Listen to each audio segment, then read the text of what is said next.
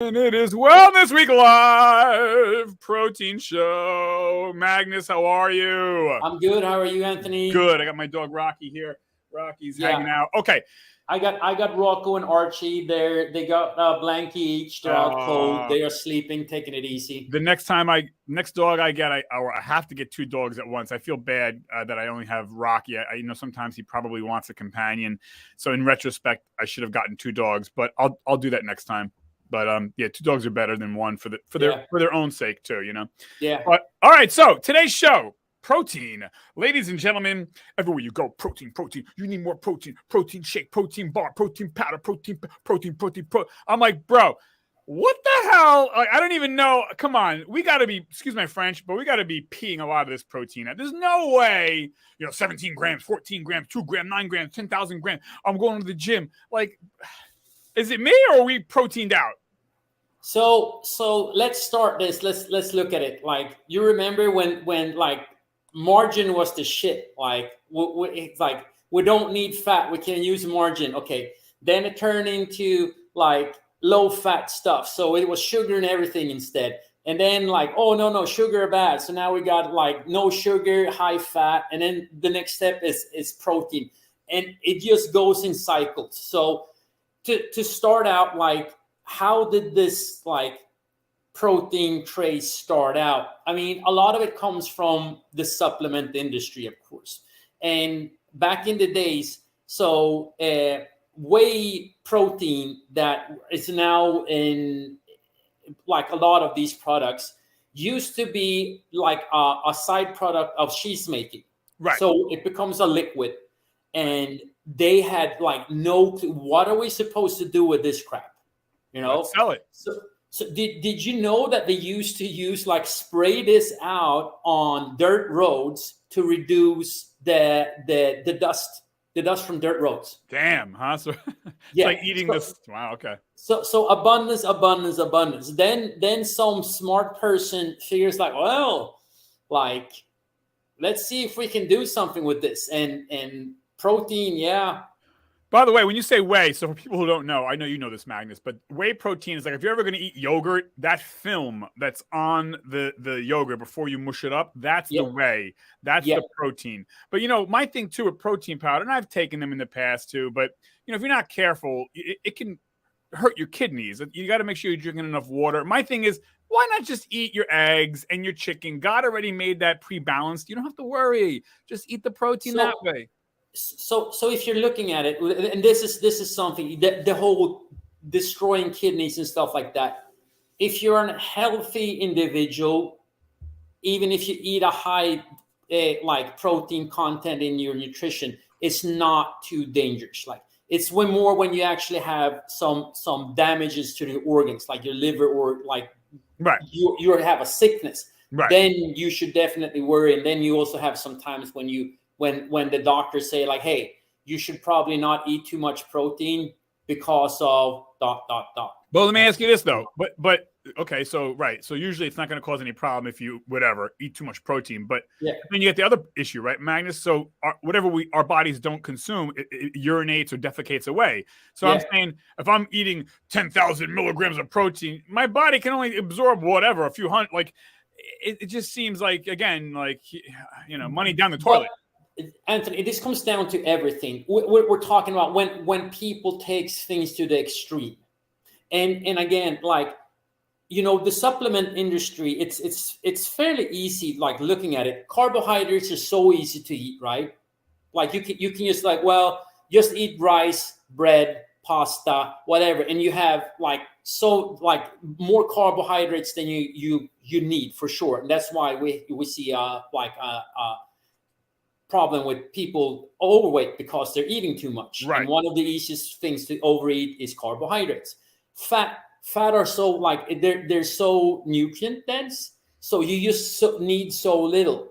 But protein, though, that's kind of like the magic part. It's not super energy dense, and usually eating a lot of like natural proteins are hard. Like, we're talking about steak, we're talking about like tons of like eggs and so on and so forth. You have to chew it, you have to eat a lot of it, and it takes time. I mean, you become fairly full, And that's one of the benefits of actually eating protein, is because it makes you feel fuller for a longer time. So the problem is like, so FDA comes out that you need about 0.8 grams of protein per kilo of body weight, which is 0.36 grams per pound. Right. So and that turns out to, for like normal men and women, we're talking about between 45 to 55 grams of protein per day.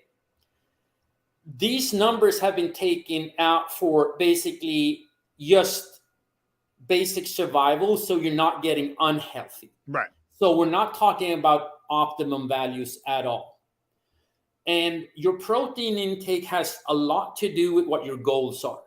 And like, for instance, if you're looking at an athlete, especially if we're looking for we're calling a contact sport athlete. So we're talking about football, boxing, hockey, MMA, whatever, wrestling. You subscribe, like you get injured, like you have minor injuries all the time, right? And then you need more protein to recover from that. So that's why and when you're trying to build muscle, you need building blocks to build it from something. Right. And muscle is mostly made out of protein. So that's why you want to increase your protein intake.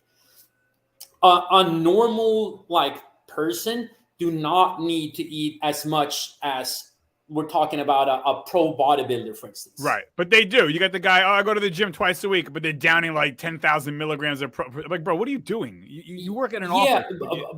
But again, those are the people that also drinks tons and tons of sports drink, like they have in their Gatorades or whatever it is, and just shut that down. I mean, I never drink sport drinks, like, because I think it's just unnecessary. I don't need it. Like, yeah, when I was doing like sports for several hours, yeah, I can understand why you would drink it.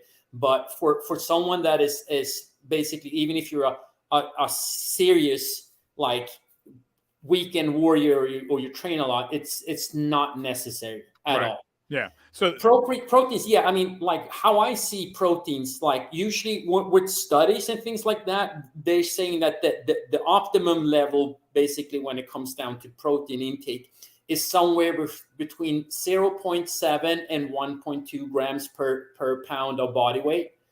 And that turns out to be 1.6 to 2.6 grams of protein per kilo. I always say in kilos because I know you're European guy system, and if someone is listening that are not from the North America, they get a better understanding of it. I think that's more reasonable, but it also depends on like your body composition. Are you trying to gain weight? Are you trying to lose weight? But don't you think though? Don't you think? Look, if you're I think a lot of times we try to replace a healthy, proper diet. So I'll drink a protein shake, but you have a crappy diet. You don't eat salmon. You don't eat chicken. You don't eat any.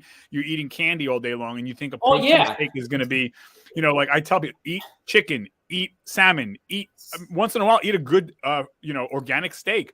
I mean, you can't replace a good. I think people think it's of course not. You should always that's it. But it's called a supplement. If you're using supplements, that's something like you should use. Like adding into it, because it's hard for you to gain it through normal food.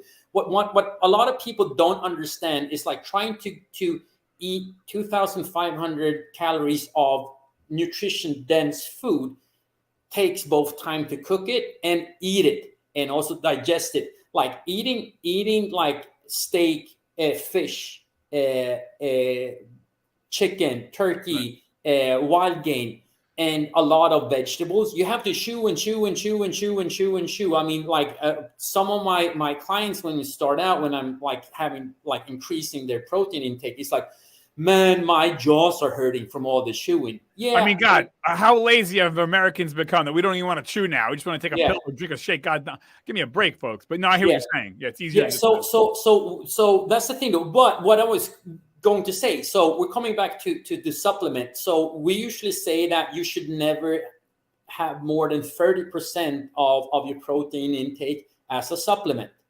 So, and that is on the high end, And I always tell, like, there's difference between protein powder or supplements and protein supplements, you know, like some of them are actually like really, really good. Some of them are the worst crappy chemicals that you can, and a lot of companies also have a tendency to spike them with like actually illegal substances. So do your research, folks. Talk to a nutritionist or a dietitian or a pharmacist even, and see what is going on there. Yeah. Now, real quick, along those lines, the next topic is vitamins. Now, I personally think vitamins, again, you can say it's a supplement, but if you're eating properly, my opinion, unless there's some kind of special thing going on, I'm talking about multivitamin now. I think a multivitamin, and I take multivitamins on and off, but I don't know. I think we piss away literally urinate away 80% of that vitamin.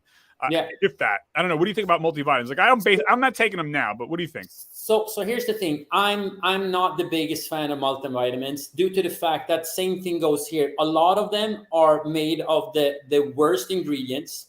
Bioavailability is very low. So like you're saying, it goes straight through our bodies because our bodies can't absorb it. So if you want specific things, they usually cost more because you have to have a delivery system for you to actually get into your body, which we get basically when we're eating a nutrient-dense food.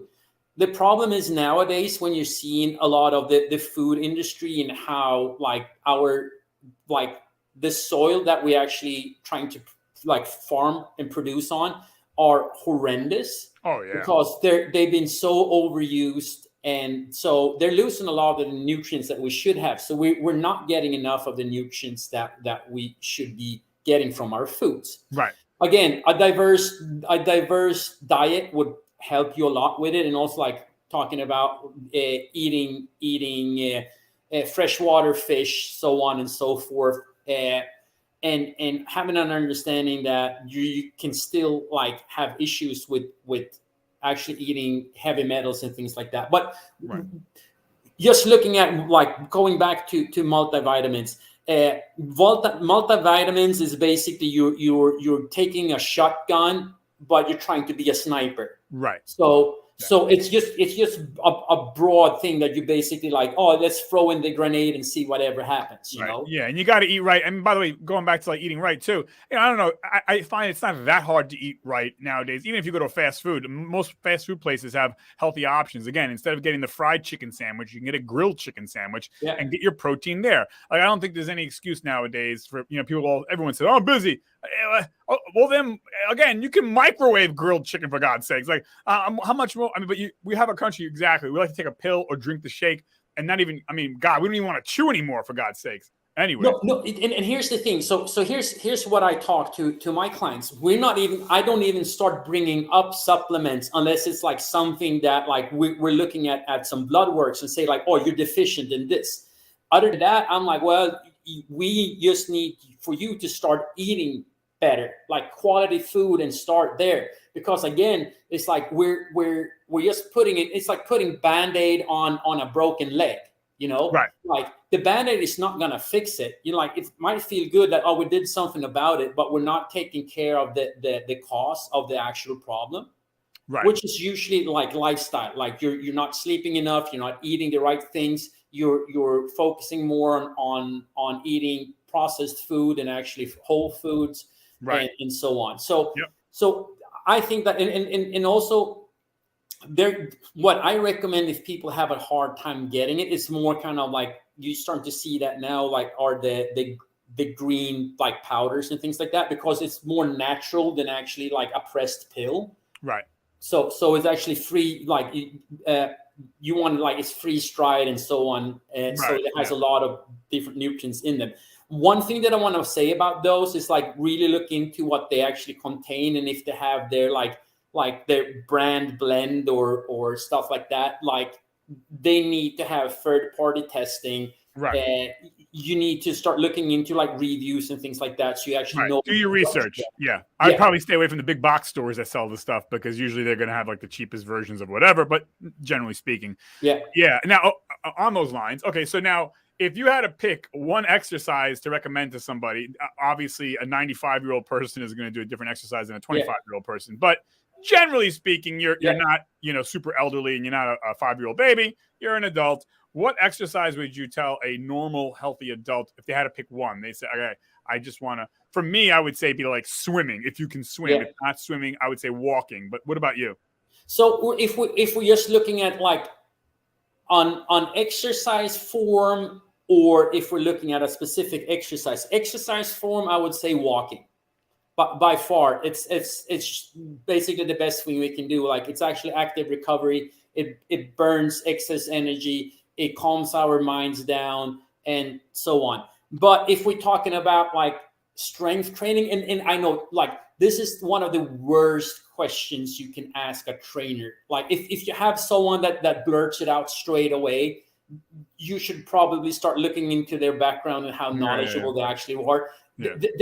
The answer, like with anything else, is it depends. Depends, right? But if I'm taking one thing that actually like it basically trains the whole body, I would say like break it down to 3 different exercises. But I would finish off with the one that I think is kind of the best. So you have something it's called Turkish Get Up. It's basically you're lying on the floor and you're gonna end up in a sequence by standing up and then going back in. So you're training stability, strength, everything, your whole body. Another thing would be a swing pattern, a kettlebell swing, for instance. Also trains a lot of the posterior chain, helping a lot of like building up the muscles and opening up muscles that we are tight because we're sitting all the time. But to kind of like the thing that I that trains basically our whole body, I think it trains about like 90% of our muscles, is the trap bar deadlift. So people don't know what a trap bar is. It's basically it looks like a hexagon or something like that. So you can stand in it. It has handles, and then they have like the loading sleeves sticking out. So it looks a little bit like one of those traps, like you have a bear trap or a wolf trap or something like that. So you're standing in it and lifting in it. That is actually one of the best exercises. Like, you're looking at athletes, you're looking at general population and things like that. Of course, you have to adjust it so it works for the individual. If you have to like heighten, like high handles, increase it so it's like low. But it's usually a really good exercise that most people can perform and pick up fairly easy. Right. It's like basically lifting something off the floor and standing. Right. Yeah. I know when I was playing football in high school and competing in weightlifting competitions, our coach would insist on the Olympic lifts. Your clean and jerk, your snatch, your deadlift, your squat, all the core stuff. That would be like the holy grail. Everything else is whatever, fluff. But that is something I think has changed a lot. You still have that, but again, like, the Olympic lifts are sports by themselves. Right, so they're highly technical, and CrossFit has made them very, very popular. The problem is that you have a really, really good coach and like sequencing it for you, so you're actually able to do it with perfect form and balance and everything like that. When it comes to like explosive power and things like that, there are many ways that are easier and like bang for you bucks that a lot of people can pick up easier. It's like basically you jump up on a box and step down. One of the easiest things that we can do, but has a lot more carryover onto like a sports like field than Olympic lifting has. Right. But I'm basically like neutral towards Olympic lifting. It depends on what you're gonna do, of course. Yeah. Like I'm not like something that I coach myself. I usually say if I have client that I'm working with that wants to do a lot of Olympic lifting, I'm like, go to like a real club with someone that is like super knowledgeable and has a lot of experience and good at coaching it. Yeah. I mean, everything you're talking about too, right? I guess that would be people who are looking to do that for a particular reason. But I think sometimes people just overestimate how much exercise they need to be healthy. They think, if I'm not going to sweat and die every day, and that's not exercise. And it's like, bro, you're 40, you're 50. Again, a simple walk, a simple swim would be, but so a lot of people I have friends of mine that say, well, if I don't go big or go home. If I'm not going to spend $10,000 on machinery but you're not even working out. Like, it'd be easier just to get up and walk, dude. It's again like, and this is the fun part too. I love it when you have like new members or clients and things like that comes to a gym and only look at the equipment and not looking at the atmosphere, the people that are there, and especially if they're planning on having a trainer, that they interview the trainer and start like doing research about it. if you only go to a place that looks like bougie and cool, you know, like you're missing out. I understand that, like, that how people get attracted to it, but I also know like trainers that train out there at garage, and they train like all the A-listers in Hollywood, Right. and they have basically the foundational things, and they kick ass, and they do like great job. And it's the same thing. I mean, like a good trainer can basically, oh, here's a Coke can and a jump rope. What can we do with that? Oh yeah, we will definitely find a good session like with those two things. Right. But again, right, everyone, that goes with anything in life, right? People get enthralled with the bells and the whistles when really that's not what it's about. All right, now moving on. Okay, so the thymus gland, what the hell does that do? I found out about this. I'm like, what, dude? What? That's amazing, man. So so thymus is a pretty cool organ. So first of all, I always like to say it's basically located like under our sternum, like inside our rib cage, in between our lungs. Right. So we know where it's at. So it produces a hormone called thymosin. Thymosin. And what that does is actually that hormone, it actually activates our like immune response, like immunocells, so that our T cells, which is a specific white blood cell, and it's super important, because that's our main defense for it's like against infections. Right. So without it, it's almost like you have to be like, you remember the Seinfeld episode with the bubble boy? Oh yeah. Yeah. So you basically have to protect yourself, because you don't have that the immune system is not working correctly for you. Well, a fun fact that this is kind of cool is that it's actually way bigger from like body size in a baby and a kid. And it basically grows up until we're about like early teens, and then it actually starts to reduce in size. So like when we're like 70 plus, 80 plus, it's just a tiny little piece, which like it's more kind of fat cells. Right. I didn't know that. When I read that, I was like, whoa, that's like it's like spooky. It's like our body is programming itself to self-destruct, because now you don't have that immune booster. So it's almost like, damn, man, our bodies are working against us. It takes away that immune component and shrinks or becomes fat. And it's like, oh my God, I know we all know this. You can't live forever. But when you find out things like this is the why. You know, it's our genetics, the way the universe has made us. We are programmed to die and exit. Like, you know, because even myself, I thought, well, you know, you live to whatever, right? 80 or 100 if you're lucky. And then you just die. But no, your body is actively disposing of you. Yeah. Like you got to go. Yeah. So here's something. So to kind of, if you want to finish this off, I can kind of turn back and get the circle completed. So actually, with increased age, and this is something that a lot of people do wrong, we actually, our need for protein increases. And this is something that a lot of people miss out on. And when they get older, it's like, well, I have a hard time eating this, you know, like digestion and things like that. So they start to actually undereat a lot of the protein, which wastes muscle mass, which we definitely need to keep like as high as possible the older we get. And that's why I always come back to like resistance training, like even at an older age, is highly beneficial. But more protein with increased age too. So something that I missed out on our previous information on it. Yeah, I mean, it was right. So that's it, right. So that's the other thing, right? The resistance training is very important for elderly. No one's saying you got to hang and bang weights for 300 pounds. No, but even if it's a 5-pound dumbbell, if an elderly person or rubber bands or calisthenics, and then again, right, I know the elderly people oftentimes will drink, like in this case, I guess it's good, the protein smoothie bottles, to increase the protein intake. And I want to say something about that, like. When it comes to protein, what I usually recommend people is doing like a protein smoothie. Right. So you're basically you're taking fruit, you're taking vegetables, you're adding some good fats to it. You can add some seeds to it, so increase even more fibers, like it could be hemp seeds, flax seeds, chia seeds, psyllium husk, things like that, that actually helps you with your digestion, and you're getting a lot of nutrients that way. And it's kind of easy because like drinking things is usually easier to get in if we need it than chewing it and getting it over.